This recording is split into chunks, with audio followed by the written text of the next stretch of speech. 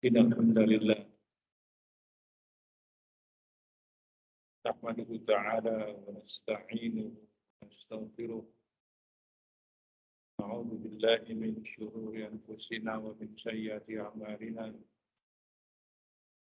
May yahdihillahu fala mudilla lahu wa may yudlil fala hadiya lahu. Asyhadu an la ilaha illallah wahdahu la syarika lahu wa asyhadu anna Muhammadan 'abduhu wa rasuluh. Salawatu Rabbi wa salamuhu ala Nabiyyina Muhammadin wa ala alihi wa sahbihi sallaman tasliman katsiran. Ma'asyiral muslimin ibadallah, mari kita membaca usul salasah karya dari Al-Imam Al-Jadid Ahmad bin Abdul Wahhab Tamim al-Sidi rahimahullah ta'ala. Dan kita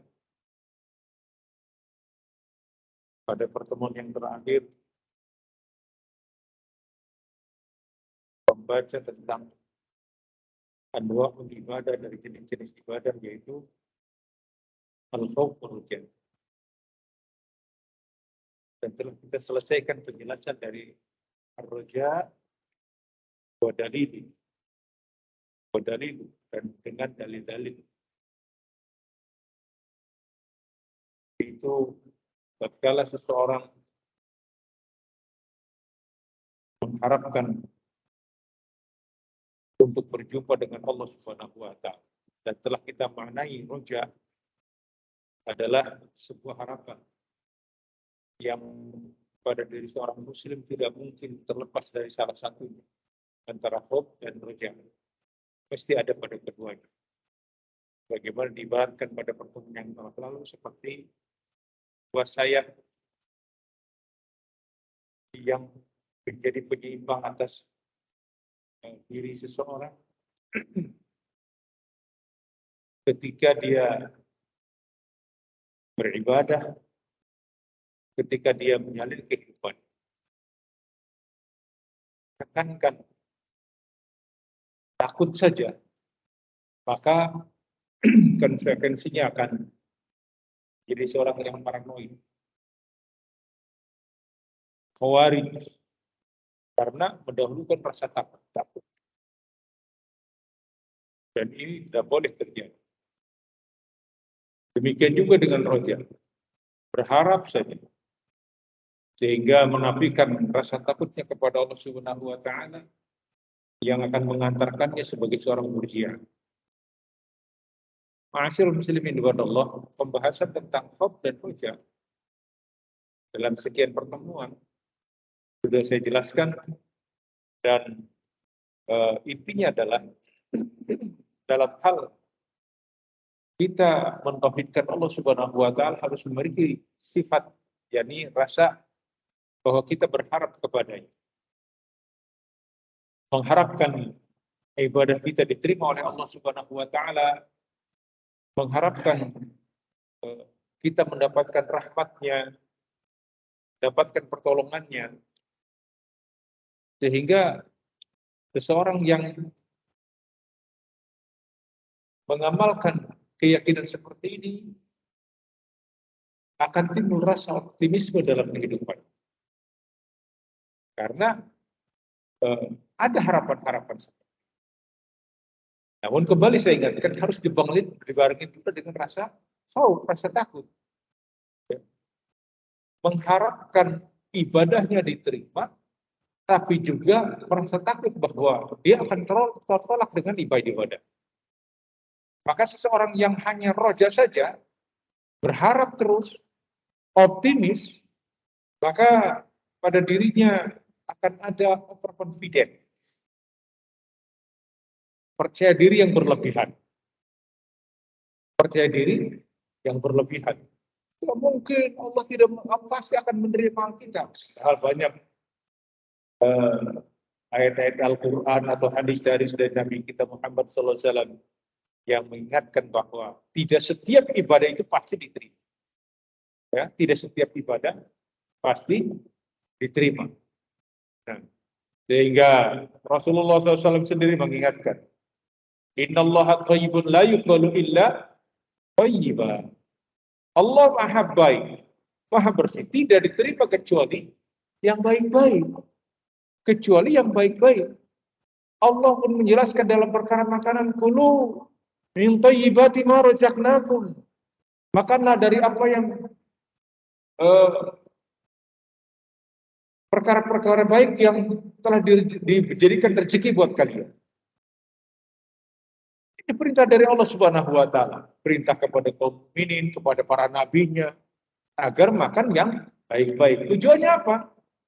Karena yang baik-baik itu yang akan diterima. Sebagaimana kita sebutkan tadi dalam hadis dikeluarkan oleh para imam dan Imam Nawawi menyebutkan, Innallaha thayyibun la yuqbalu illa thayyiba. Sesungguhnya Allah maha baik, maha bersih, maha suci. Tidak diterima kecuali yang baik-baik, yang bersih. Bersih secara zatnya maupun bersih secara niatannya.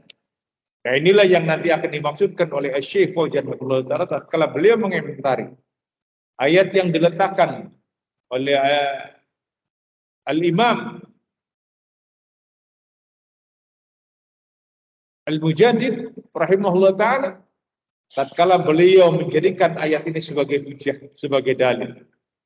Faman kana yarju liqa'a rabbih falyamal 'amalan shalihan wa la yusyrik bi'ibadati rabbih ahada.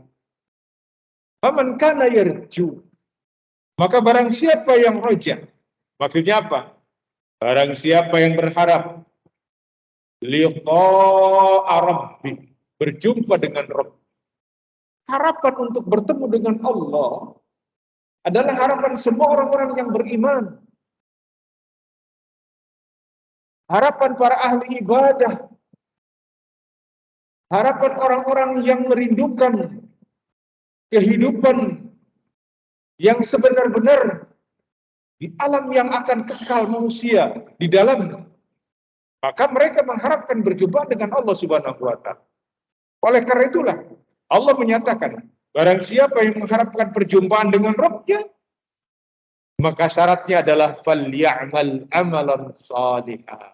Maka hendaknya dia beramal dengan amal salih. Kata Syekh Fauzan rahimahullah taala, wal amalu salih, yang namanya amal saleh itu, maka padanya ada dua syarat. Al-awwal al-ikhlasu lillah. Al-ikhlasu lahu azza wa jalla, yaitu mengikhlaskan untuk Allah Rabbul Alamin. Yang dimaksud dengan ikhlas di sini adalah benar-benar menyendirikan untuk Allah Subhanahu wa taala dalam hal peribadatan, dalam al-qasd, maksud-maksud, tujuan-tujuan, niatan-niatan, bukan untuk yang lain. Bukan untuk perkara-perkara yang lain. Inilah dari jenis-jenis ibadah. Maka ketika seseorang ada rasa khauf, takut, maka takut itu hanya kepada Allah. Takut dengan ukubatnya, takut dengan ancamannya. Seseorang yang tidak memiliki rasa takut kepada Allah Subhanahu wa taala, maka orang ini adalah orang yang merasa aman dari siksa. Sehingga dalam amal-amal kemaksiatan, dia senantiasa mengulangnya, bahkan menutup-nutupinya, berupaya untuk mencari alasan-alasan pembenaran terhadap kelakuannya, terhadap kemaksiatannya. Dan ini sangat berbahaya. Kenapa? Orang ini tidak memiliki rasa takut, tidak memiliki rasa takut kepada Allah Subhanahu wa taala. Maka seorang yang mukhlis, seorang yang ikhlas, dia tidak akan melakukan hal yang seperti itu. Dia merasa takut ketika dalam peribadatan yang dia lakukan. Wal ya'mal amalan salihan, maka beramallah dengan amal-amal yang soleh, yaitu amal yang ikhlasulillah, semata-mata karena Allah Subhanahu wa taala. Yang kedua, al-mutaba'atu lirrasul. Kalau amal ini adalah amal ibadah, perkara yang dimana seseorang benar-benar berupaya untuk takarrub kepadanya, mendekatkan diri kepadanya, dan mendekatkan diri bukan dengan akal pikiran atau dengan hayalan, tapi benar-benar melakukannya, maka orang yang seperti ini adalah orang yang mengikuti Rasulnya dalam perkara peribadatan. Sebab tidak mungkin orang beribadah tanpa bimbingan Rasul. Mustahil. Ibadah apa? Saya ingin melakukan kebaikan. Kebaikan apa yang engkau maksudkan? Dalam rangka untuk mendekatkan diri kepada Allah.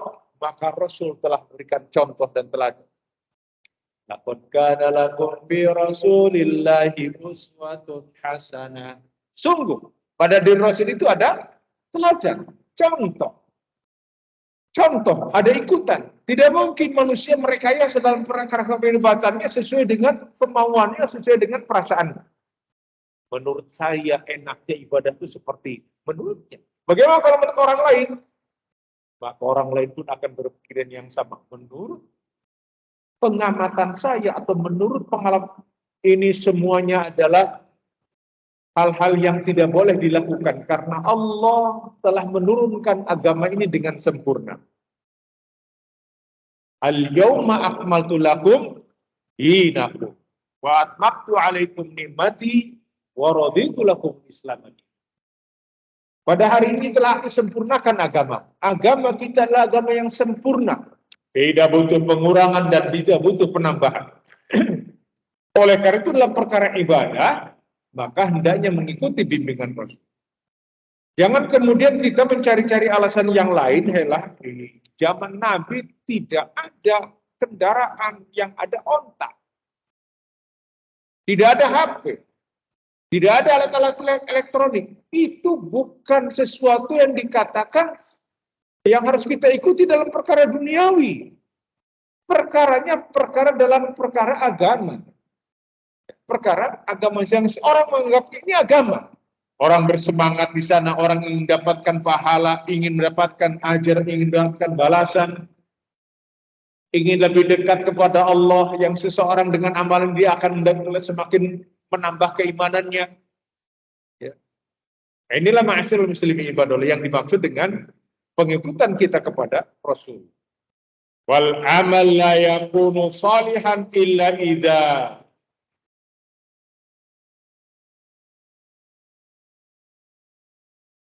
dan amal tidak akan mungkin dikatakan sebagai amal yang saleh apabila tidak memenuhi syarat yang tadi.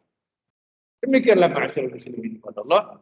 Maka sudah kita lewati penjelasannya. Dua hal ini khauf dan roja. Dan semoga memberikan manfaat buat kita semuanya. Dan lebih bersemangat di dalam beribadah kita, mendekatkan diri kita kepada Allah Subhanahu wa Ta'ala. Kemudian kita akan membaca poin berikutnya dari jenis-jenis beribadah, yaitu at-tawakkul wa dalil.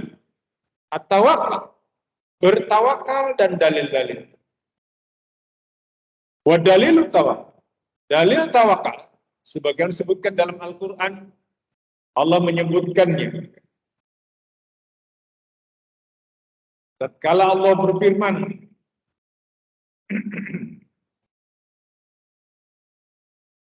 wa 'alallahi fatawakkalu in kuntum wa 'alallah, maka kepada Allah lah fatawakkalu, kalian semuanya bertawakal. In kuntum mu'minin, jika kalian adalah orang-orang yang beriman. Yang dimaksud dengan at-tawakal, at-tawakal adalah buat tafwid wal i'timad 'ala Allah. Tafwid itu berserah diri, menyerahkan. Tafwid, menyerahkan urusan. Wa'timad wal i'timad, i'timad itu menyandarkan. Ya. Menyandarkan, kalau seseorang menyandarkan sepenuhnya, berserah diri sepenuhnya, itulah yang dikatakan adalah seseorang itu bertawakal kepada Allah.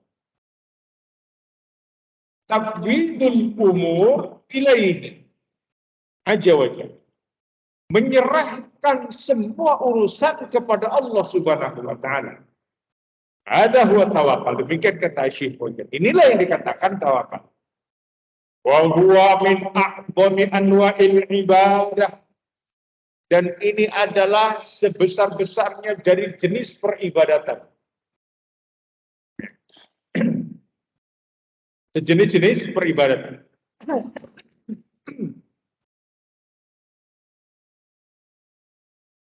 Boleh ada.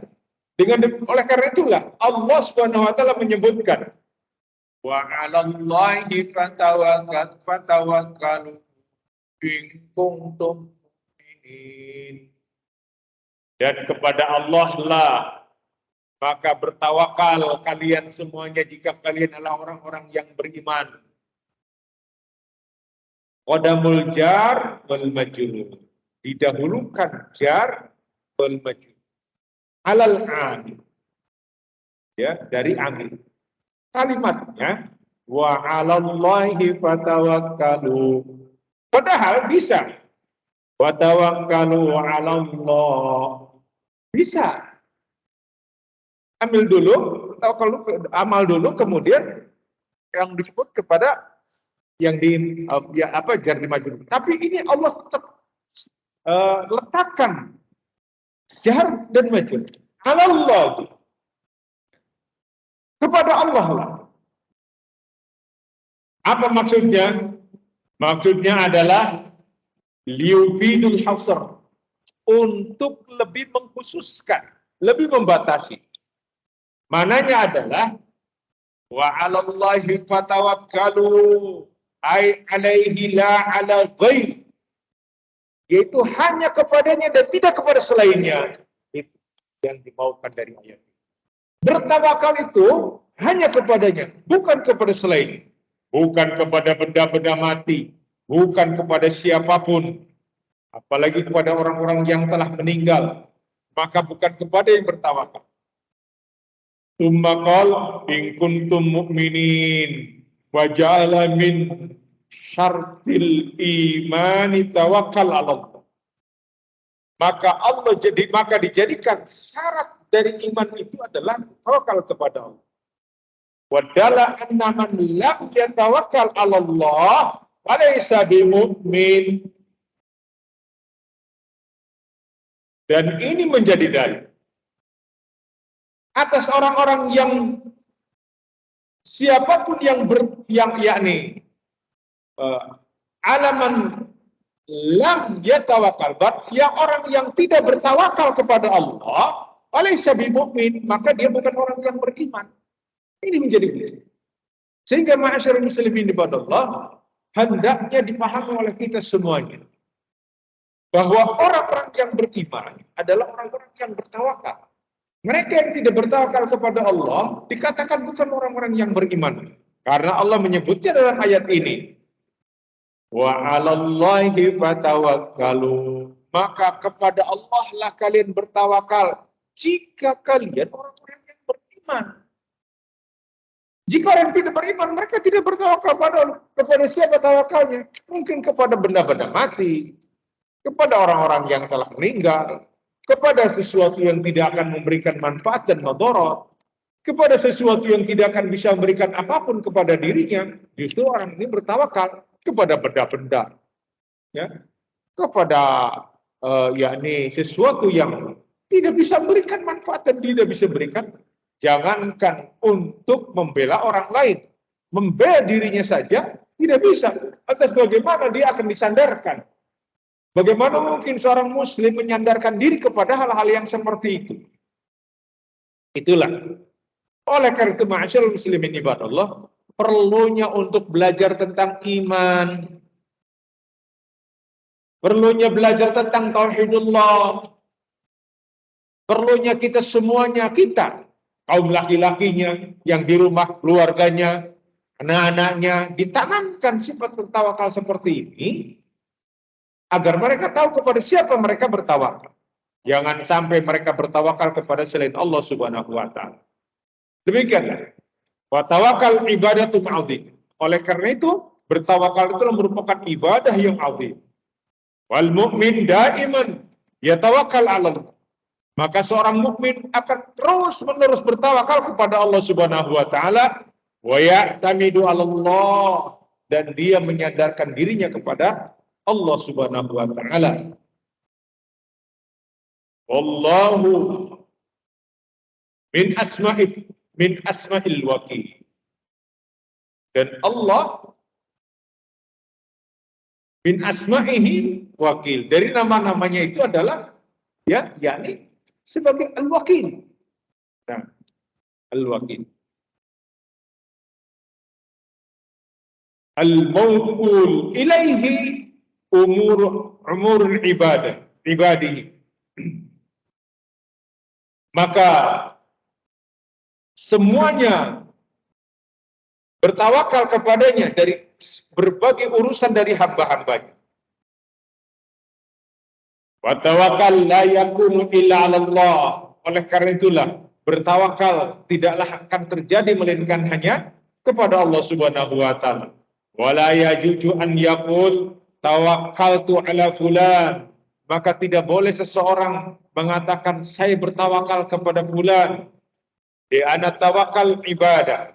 Karena yang namanya tawakal itu adalah ibadah. Wal ibadah la takunu illa lillah. Dan ibadah tidak boleh terjadi melainkan hanya kepada Allah. Tidak boleh kita melakukannya melainkan hanya kepada Allah. Adapun ada orang-orang yang yakni menyandarkan kepada manusia atau kepada makhluknya, yang seperti ini fahadalah yusama tawakkulan. Yang ini tidak dikatakan tawakal. Ya, tidak bisa dikatakan tawakal. Inama yusama tawakilan atau dikatakan mewakilkan, bahasa yang mudahnya oleh kita. Kalau misalkan seseorang menitipkan sesuatu kepada orang lain, seperti misalkan saya tolong belikan ini ketika ada orang yang ingin berangkat ke Bandung, Cirebon tidak ada barang tersebut, adanya di Bandung, saya titip ya, artinya mewakilkan, wakalah, mewakilkan, boleh tidak? Boleh. Nah, apakah yang bertawakal? Tidak, dia mewakilkan.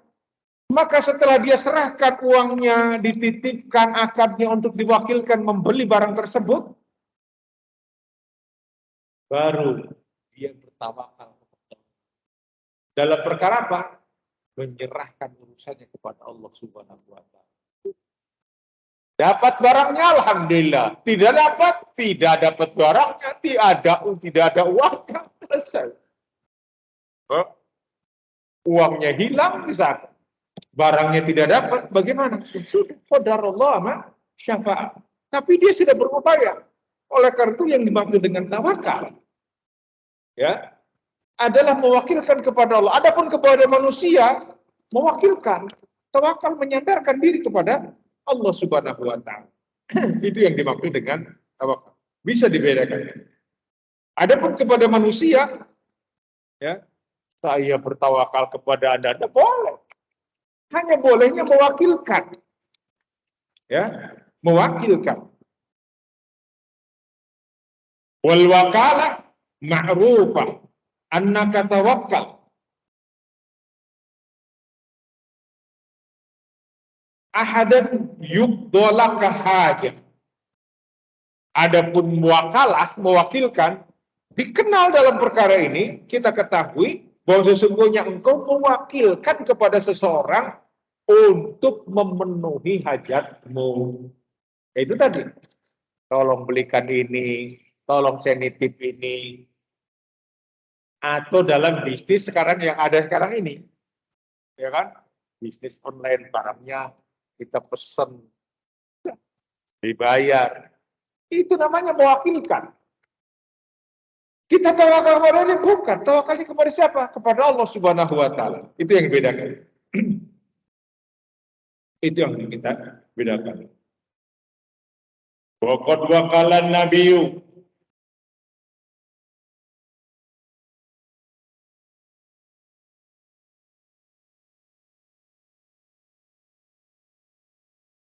Yang terkadang Rasul pun Sallallahu Alaihi Wasallam mewakilkan fi ba'dil a'mal, ya, dalam sebagian amaliyah-amaliyahnya, yakni beliau menitipkan dan lain sebagainya. Yakni perkara yang sifatnya mewakilkan. Sifatnya mewakilkan.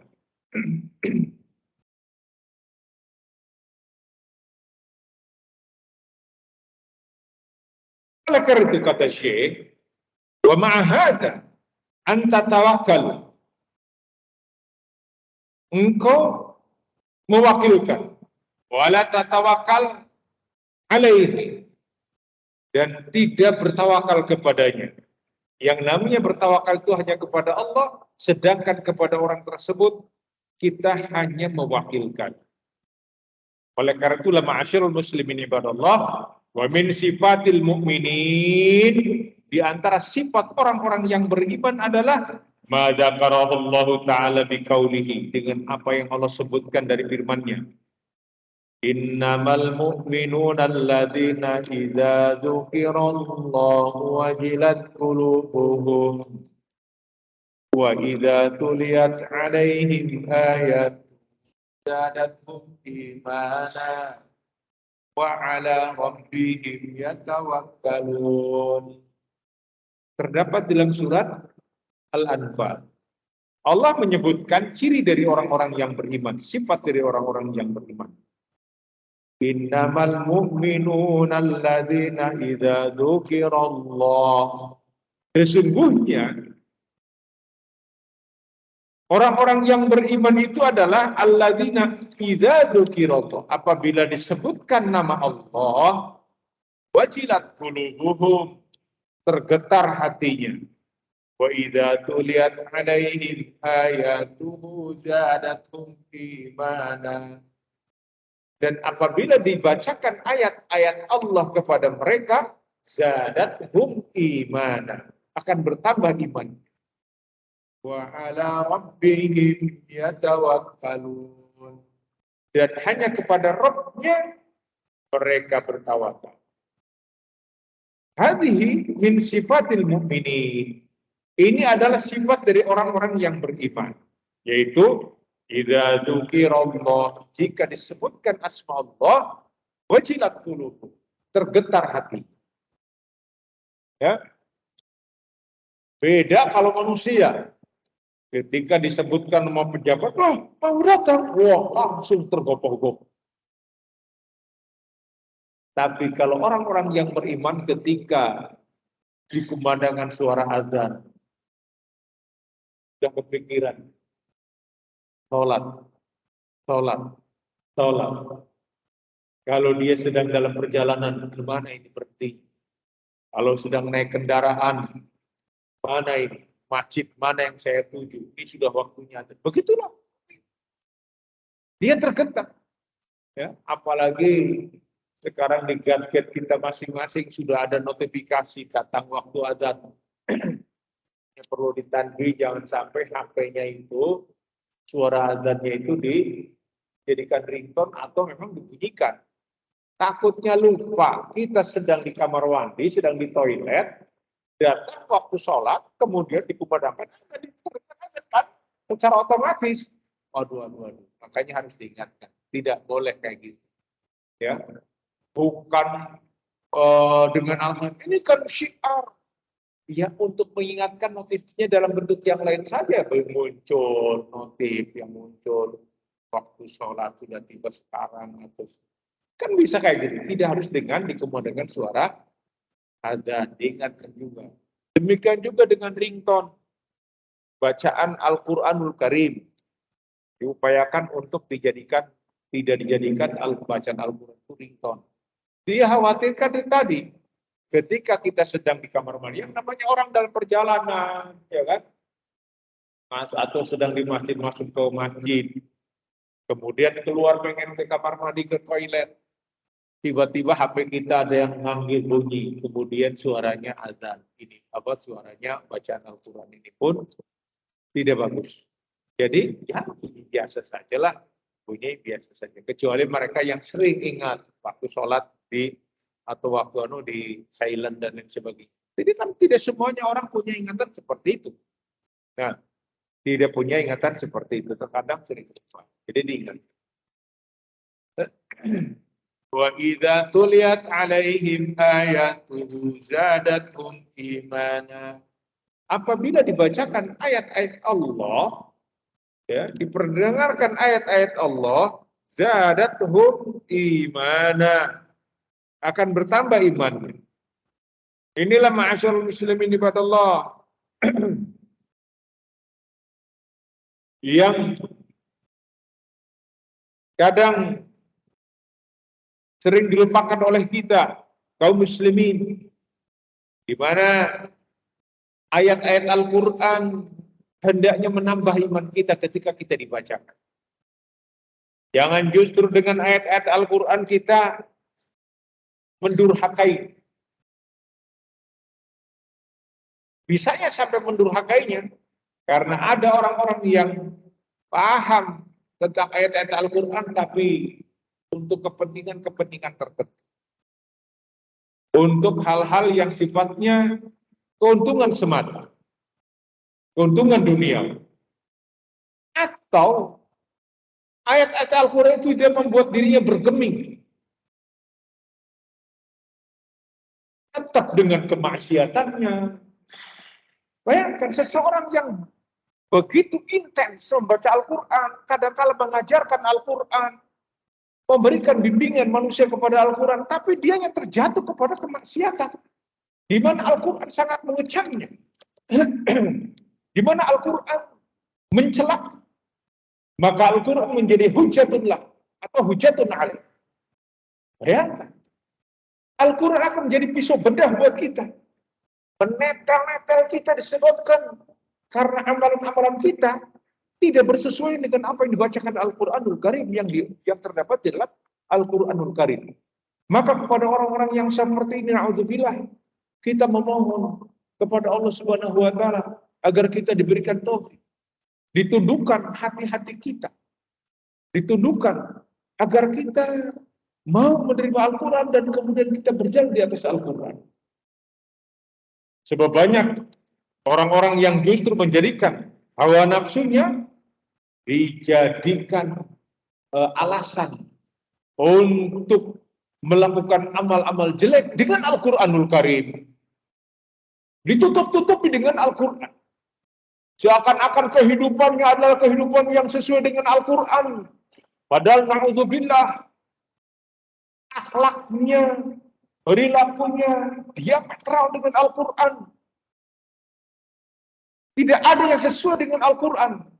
Maka orang yang seperti yang pandai menutupi, pandai bersandiwara dengan Al-Quran. Dan itu banyak di tengah-tengah kaum muslimin. Kenapa Al-Quran tidak begitu membumi? Seakan-akan tidak ada pengamalan Al-Quran. Al-Quran biasa saja, bahkan Al-Quran dijadikan sebagai jimat, dijadikan sebagai besal dan lain sebagainya. Itu yang sudah benar. Ada pula yang justru dengan Al-Quran dia membela diri, dia menjadi tameng. Maka kepada orang-orang yang seperti ini kita berlindung kepada Allah agar tidak masuk ke dalamnya. Sebab sangat mungkin, apalagi seorang dai, orang ustadz, ya, ulama dan lain sebagainya yang ditokohkan di tengah-tengah masyarakatnya. Maka ketika Al-Quran tidak lagi memberikan bimbingannya, maka yang muncul adalah bencana buat umat ini. Demikianlah ma'asyarul muslimin ibadallah.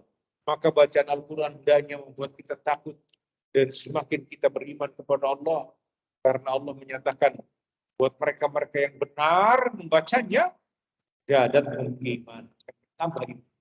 Namun bagi mereka yang tidak benar di dalam memahaminya, Al-Quran hanya akan dijadikan bahan mainan.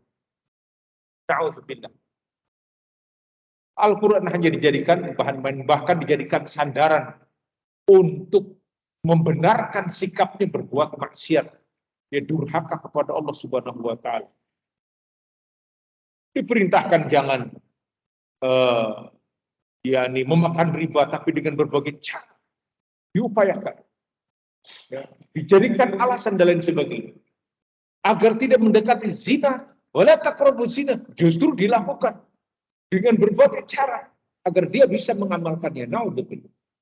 Maka kita memohon kepada Allah Subhanahu wa Ta'ala, padahal apabila kita masih melakukannya, maka kita senantiasa beristighfar, ampun kepada Allah Subhanahu wa Ta'ala dari amal-amal mungkar yang seperti itu yang bisa terjadi pada siapapun, termasuk kepada kita semuanya. Maka banyak-banyaknya mohon perlindungan kepada Allah. Banyak-banyaklah mendekatkan diri kita kepada Allah Subhanahu wa Ta'ala. Karena kita adalah orang yang lemah, makhluk yang lemah, yang terkadang sedang tumbuh iman yang kuat, kita bisa menghindarinya. Namun dikala iman kita lemah, bukan tidak mungkin kita terjerembab kepadanya. Maka banyak-banyaklah memohon perlindungan kepada Allah Subhanahu wa Ta'ala di situasi zaman yang seperti ini, ma'asyiral muslimin ibadallah. Kemudian setelah itu kata Syekh menyitirkan ayatnya, wa ala rabbihim yatawakkalun, dan pada Rabbnya mereka bertawakal. Hadhihi min sifatil mu'minin, ini adalah sifatnya orang-orang yang beriman. Karena tawakal adalah ibadah yang besar, ibadah yang agung, yang tidak mungkin terjadi, tidak akan terwujudkan melainkan hanya kepada Allah Subhanahu wa Ta'ala. Li'annahu huwal qadiru ala kulli syai', karena Allah Maha berkuasa atas segala sesuatu. Wa huwal maliku li kulli syai', Allah Subhanahu wa Ta'ala adalah penguasa, raja atas segala sesuatu. Wa huwal ladzi yaqdiru an yuhaqqiqa laka matlubak, dan dialah yang menetapkan untuk bisa terjadinya sesuatu terhadap dirimu. Amal makhluk, adapun makhluk, yakni yang diciptakannya, wa innahu qad la yaqdiru an yuhaqqiqa laka matlubaka. Adapun makhluk, wa innahu, sesungguhnya qad la yaqdiru, terkadang tidak mampu untuk yuhaqqiqa laka matlubaka,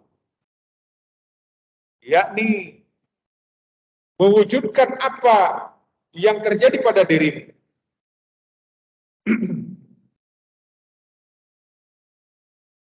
Oleh karena itu, kata Syekh, hendaknya seseorang bertawakal atas segala sesuatu yang telah ditetapkan untuk diri. Menyerahkan, berserah diri kepada Allah Subhanahu wa Ta'ala. Tafwid, menyandarkan diri kepadanya. Tsumma ayudan, juga lina'lama anna tawakkal la yunafi al-akhdhu bil asbab. Seseorang yang bertawakal, menyandarkan diri kepada Allah itu bukan berarti mentiadakan mencari sebab. Harus kita ketahui bahwa ketika seseorang bertawakal kepada Allah, menyerahkan dirinya kepada Allah, menyandarkan dirinya kepada Allah, i'timad kepadanya, bukan berarti mentiadakan sebab-sebab dari terwujudnya keinginan tadi. Wa ijma'ul muslim baina tawakal 'ala Allah wal akhdhu bil asbab. Maka seorang mukmin itu mengumpulkan dua perkara. Dia bertawakal kepada Allah, juga dia mencari sebab-sebab terwujudnya keinginannya. Tidak bisa selonjoran, ongkang-ongkang, yang penting saya sudah tawakal. Kalau memang saya dapat rezeki, ya rezeki akan datang sendiri. Dari mana cara seperti ini? Bukan begitu tawakal. Tawakal pengertiannya bukan ke sana. Tawakal apabila Anda pedagang, dagang, berangkat pagi-pagi setelah sholat, Anda berangkat. Kalau petani pun begitu, Anda siapkan segala sesuatu, berangkat. Kalau karyawan, Anda siapkan diri Anda karena Anda sudah melakukan perjanjian dengan perusahaan. Bahwa saya berangkat jam sekian, pulang jam sekian, saya bekerja sekian, maka di tengah-tengah kerja itu tidak boleh melakukan aktivitas pekerjaan yang lain di luar pekerjaan yang sudah ditetapkan, yang Anda melakukan perjanjian dengan perusahaan, itu namanya tawakal. Asbabnya harus ada. Sehingga dikatakan Anda seorang karyawan yang terbaik, karena Anda memenuhi hak-hak perusahaan. Sebagaimana perusahaan memenuhi hak Anda. Begitu. Ketika Anda sedang bekerja, kemudian Anda memanfaatkan fasilitas perusahaan untuk Anda bisnis dengan yang lain, atau bekerja dengan yang lain, itu tidak boleh. Tidak boleh. Kenapa? Itu menyalahi. Walaupun ini menjadi komando, biasa lah Ustaz. Mainan, istilahnya, kita kan dalam online juga. Bayangkan fasilitas internetnya punya perusahaan, perusahaan, dia dagang. Itu tidak boleh kayak gitu. Dagang sendiri. Ini satu contoh aja. Apa? Itu bentuk tawakal. Ya, seorang yang dagang itu begitu usai. Maka asbabnya harus benar. Ya, asbabnya harus benar. Wala tunafi bainahuma, dengan tidak melalaikan, tidak menafikan dari perkara dari keduanya. Wa anta ta'mal asbab, dan engkau beramal dengan sebab-sebabnya. Allati umirta bi amaliha, yang dimana engkau diperintahkan beramal dengannya. Walakin la ta'tamidu 'alal asbab, akan tetapi tidak bersandarkan, menyerahkan diri kepada sebab. Saya kan sudah bekerja, maka saya harus berhasil. Siapa yang mengatakan harus berhasil? Saya kan sudah beramal begini, berarti saya harus sukses. Siapa yang mengatakan seperti itu? Walaupun yang namanya hasil itu tidak mengkhianati usahanya. Menjad wajad, menjad wajad, kan itu ada pepatah ya, ditulis-tulis di mobil. Menjad wajad, barang siapa yang bersungguh-sungguh dia akan mendapatkan. Itu sih hanya sekedar dorongan. Yang menentukan derajat itu siapa? Allah Subhanahu wa Ta'ala. Demikian juga dengan seorang dai.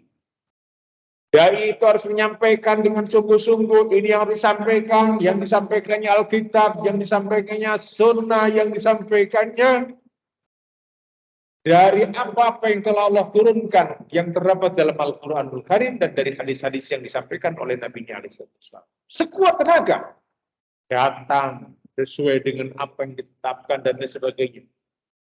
Ada yang terima, walhamdulillah. Tidak ada, ya sudah. Yang penting sudah disampaikan. Memang. Maka disampaikan dengan penuh kesungguhan, disampaikan dengan cara-cara yang benar, disampaikan dengan tidak melanggar perkara-perkara yang telah ditetapkan, baik oleh pemerintah, apalagi oleh agama ini. Berdakwah dengan penuh lemah lembut, berdakwah dengan jelas, berdakwah dengan terang-terangan, jangan sembunyi-sembunyi. Masa kebenaran disampaikan dengan sembunyi-sembunyi? Ada tidak? Ada. Sembunyi-sembunyi, bisik-bisik, nggak ada. Agama itu harus jelas, lain dihakan hari. Maka demikianlah ma'asyiral muslimin ibadallah, berkaitan dengan tawakal, hendaknya dipahami oleh kita semuanya, oleh kaum muslimin, bahwa sifat tawakal tidak akan terwujud kecuali dilakukan oleh orang-orang yang beriman, dan tawakalnya dengan cara-cara yang sebagaimana tadi disebutkan. Wallahu a'lam bishawab. Insyaallah akan kita lanjutkan pada pertemuan yang akan datang. Wassallallahu ala nabiyina Muhammadin wa ala alihi washabihi wasallam tasliman katsira. Wa akhiru da'wana alhamdulillahi rabbil alamin. Assalamualaikum warahmatullahi wabarakatuh.